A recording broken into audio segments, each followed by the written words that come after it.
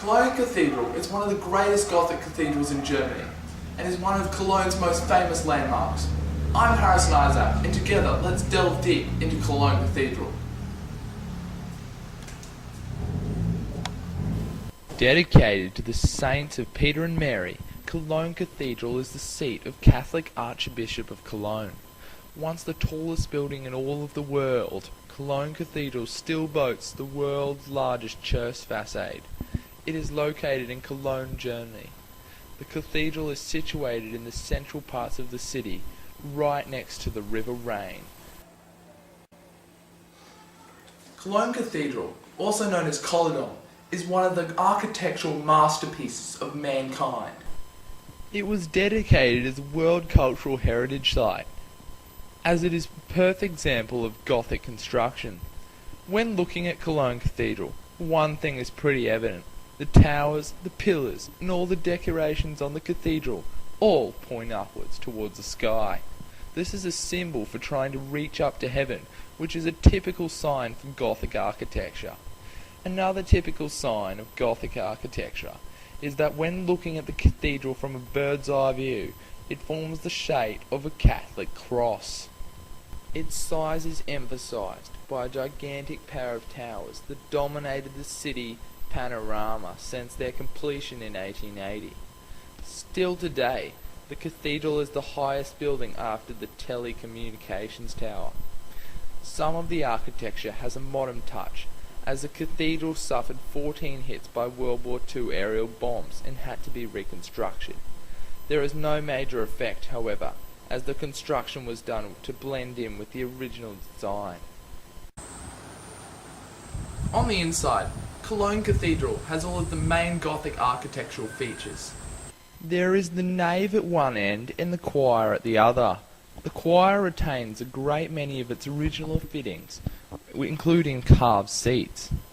It has one main front entrance facing west and two side entrances facing north and south. It has two aisles on either side, which help to support one of the highest Gothic vaults in all of the world. Externally, the outward thrust of the vault is taken up by flying buttresses in the French manner. The medieval choir is less mechanical in its details than the rest of the 19th century buildings. It presents a French-style arrangement of very tall arcade with triforium gallery lit by windows and with detailed tracery merging with that of the windows above. The nave has many 19th century stained glass windows, including a set of 5 on the south called the Bernier Fenster. One liturgical celebration conducted by the church is Eucharist. Eucharist is one of the main sacraments of the Catholic and Orthodox Church. It consists of celebrating communion. Host, or wafer, a type of bread, is believed to turn into the body of Christ, and the wine is believed to turn into the blood of Christ. The bread and wine are offered to the congregation, and this is called communion. Eucharist is celebrated as part of the Masses in Cologne Cathedral that are held 2 times a day. Eucharist is also part of the midnight Masses held every Saturday night and Sunday. The Catholic Archbishop of Cologne performs some of these Masses, but the majority of the Masses are preached by other bishops and priests around the whole world. There are many differences between Cologne Cathedral and the Terrace Chapel. The first and most extreme is how much larger Cologne Cathedral is than the Terrace Chapel. Cologne Cathedral contains around 3,000 square metres and is massive compared to the Terrace Chapel, which is barely 100 metres squared. Another difference is the architectural design. The Terrace Chapel has more of a modern feel, almost as any other building in the whole of Terrace. This is a major contrast to the antique, medieval Gothic design of Cologne Cathedral.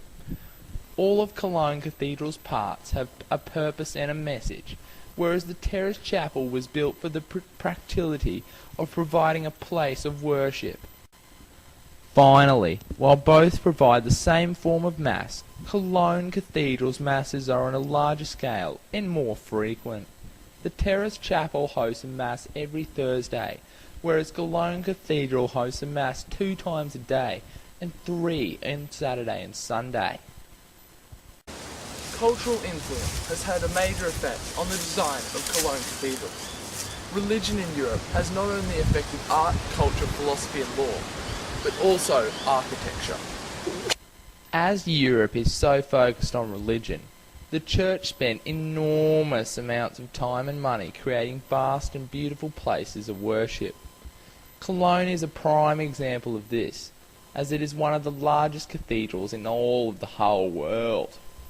Cologne Cathedral has also been influenced heavily by Gothic culture, which has heavily influenced its design. At the time of its building, Gothic culture was a large part of Eastern Europe's culture. Originating in 12th century France and lasting into the 16th century, Gothic architecture was known during the period as French work. Its characteristic features include the pointed arch, the ribbed vault, and the flying buttress, all of which are evident in architecture of Cologne Cathedral. Cologne Cathedral is one of the architectural masterpieces of mankind. Declared a World Heritage Site as a perfect example of Gothic construction, the Cologne Cathedral is a symbol of metropolis on the Rhine. And with about 6 million visitors a year, Germany's largest cathedral is also one of the country's most popular architectural monuments. I'm a scat man.